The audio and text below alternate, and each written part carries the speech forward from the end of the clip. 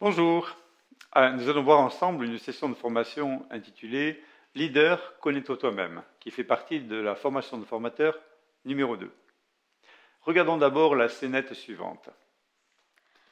Hey, salut, comment tu vas? Bof, pas trop bien, franchement, si je dois tout te dire.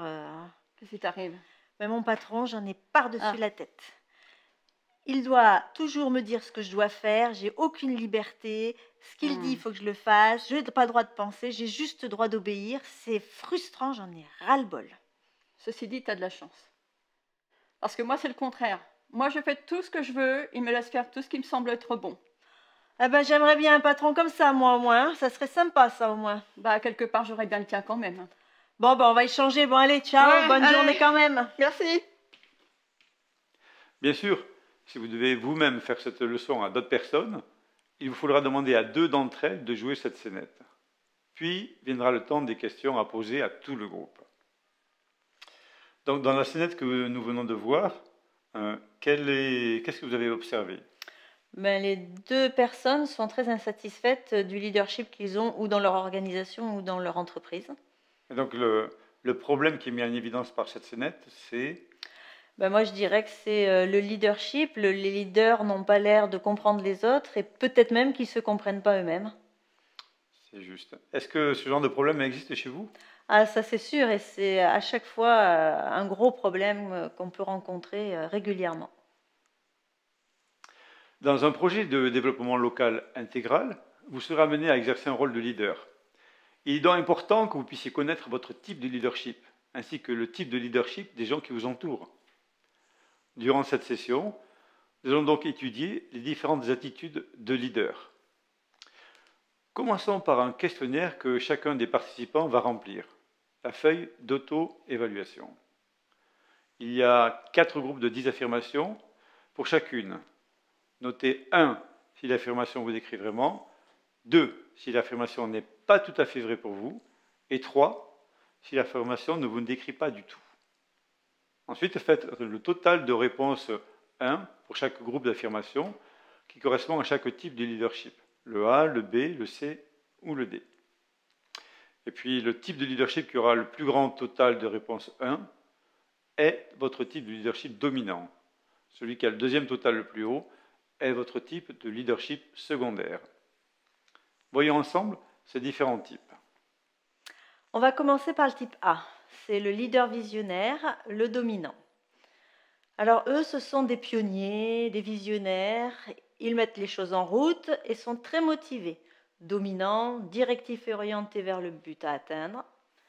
Ils n'aiment pas les détails et la routine. Ils n'aiment pas être contrôlés, mais peuvent avoir tendance eux-mêmes à trop contrôler, surtout en période de pression. Ce ne sont pas du tout des joueurs en équipe, ils peuvent même être très solitaires. Un type biblique, on pourrait dire l'apôtre Paul. Alors, ils aiment les situations qui permettent liberté, autorité, tâches variées, difficiles mais stimulantes, opportunité de l'avancement, encouragement de l'individualité. Ils répondent en général mieux à ceux qui leur donnent des réponses directes. Ils sont compétents, leur imposent de la pression, mettent l'accent sur la logique. En général, ils sont vus par leurs semblables comme décidés, indépendants, efficients, pratiques, déterminés. Par contre, ils sont vus par ceux qui sont différents comme durs, dominateurs, sévères, coriaces, arrivistes. Et les actions correctives dont ils ont besoin, ça va être bien sûr apprendre à être patient, à écouter les autres, exercer moins de contrôle, être plus prévenant pour les autres, être plus flexible et apporter plus de soutien aux autres. Ils ont besoin d'expliquer leurs décisions et leurs actions. Alors, le type B, c'est le leader motivateur, l'influent. Ce sont des gens très orientés vers les autres, qui ont une forte influence personnelle, un grand talent de persuasion. Il donne aux autres une bonne impression. Un type biblique, et bien sûr l'apôtre Pierre. Ces gens veulent des situations qui permettent le prestige, des relations amicales, la liberté par rapport au contrôle et aux détails. Des opportunités aussi pour motiver et aider les autres, et puis une libre expression des idées. Ils répondent mieux à ceux qui sont amicaux, qui cherchent des relations sociales, qui sont d'esprit plutôt démocratique, qui leur donnent de la reconnaissance et qu'ils acceptent tels qu'ils sont. Ils sont vus par leurs semblables comme stimulants, enthousiastes, présentant bien, ouverts, sociables et vivants. Par contre, ils sont vus par ceux qui sont différents comme des beaux parleurs, un peu excités, un peu égotistes, réactifs, manipulateurs. Voici les actions correctives dont ils ont besoin.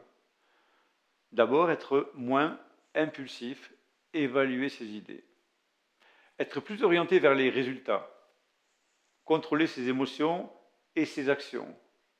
Se concentrer plus sur les détails et sur les faits. Ralentir, écouter, moins parler. Alors, quant au type C, c'est le leader en équipe, le stable.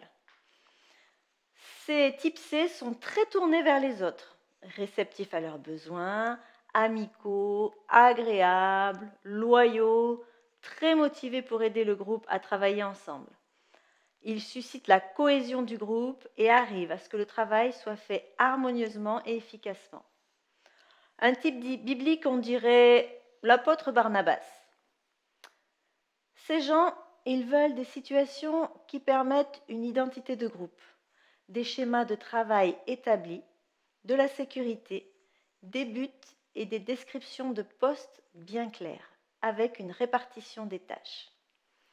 Bien sûr, ils répondent mieux à ceux qui se comportent en amis, leur apportent du soutien, leur donnent du temps pour s'adapter aux changements, de la liberté pour travailler à leur propre rythme. Ils sont vus par ceux qui leur ressemblent comme des gens de bonne volonté, fiables, agréables, sérieux, sûrs. Par contre, ils sont vus par ceux qui sont différents comme conformistes, mal à l'aise, dépendants, lents, réservés.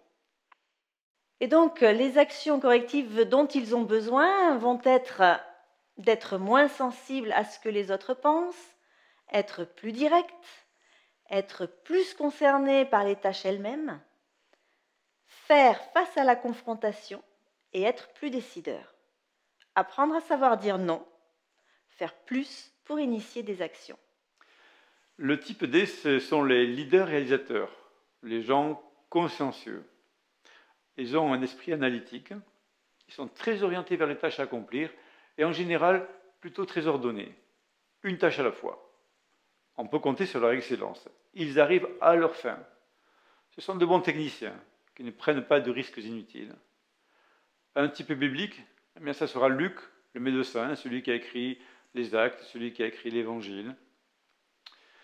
Donc ce type de leader veut des situations qui permettent la planification, la précision, la sécurité, la stabilité, des risques limités d'échec, une bonne répartition des tâches. Ils vont répondre mieux à ceux qui spécifient les méthodes et les standards, qui leur donnent du réconfort et du soutien. Ils sont vus par leurs semblables comme des gens minutieux, persévérants, ordonnés, sérieux, diligents. Mais par contre, ils sont vus par ceux qui sont différents comme des moralistes, des gens critiques, plutôt indécis, plutôt difficiles, assez guindés. Alors voici les actions correctives dont ils ont besoin. D'abord, se concentrer sur ce qu'il faut faire et pas seulement sur comment le faire. Être plus réactif, commencer à croire à ses intuitions, être moins orienté vers les faits, être plus prêt à prendre des risques, être plus ouvert et flexible, et bien sûr, ne plus avoir peur de développer des relations sociales. Aucun de ces types de leadership n'est mieux que les autres. Ils sont tous complémentaires. Réalisez aussi que vous ne pourrez pas changer les autres, mais qu'il faut apprendre à placer les gens en complémentarité dans l'équipe selon leur type de leadership. Voilà, notre session se termine. Si vous formez un groupe selon cette session, vous saurez que les participants à votre formation auront compris quand ils pourront expliquer eux-mêmes les 4 types de leadership. De manière pratique, n'oubliez pas de prévoir les photocopies des feuilles d'auto-évaluation et des différents types de leadership. Merci pour votre écoute. On se retrouvera bientôt pour une autre session de la formation de formateur numéro 2. À bientôt!